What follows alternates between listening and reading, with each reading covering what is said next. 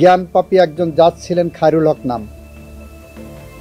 উনি মূল জাজমেন্ট থেকে ডেভিয়েট করে 17 মাস পরে এই আইন আসার পরে, এই আইন জাজমেন্টটা দিলেন এই আইনটা পাশ হওয়ার আগে, জাজমেন্ট রিলিজ করলেন এই আইন আসার 17 মাস পরে।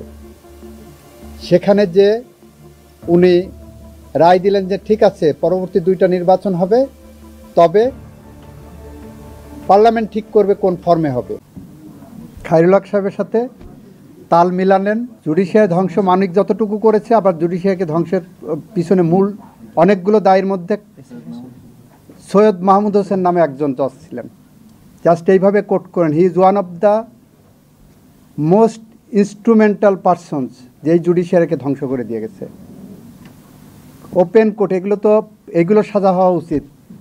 এইগুলোর কারণে আজকে বাংলাদেশে গণতন্ত্র নির্বাসিত, বাংলাদেশে মানুষ হত্যা হয়েছে, বাংলাদেশে খুন হয়েছে, বাংলাদেশে মানবতা বিরোধী অপরাধ হয়েছে, গুম হয়েছে, মৃত মানুষের বিরুদ্ধেও মামলা হয়েছে।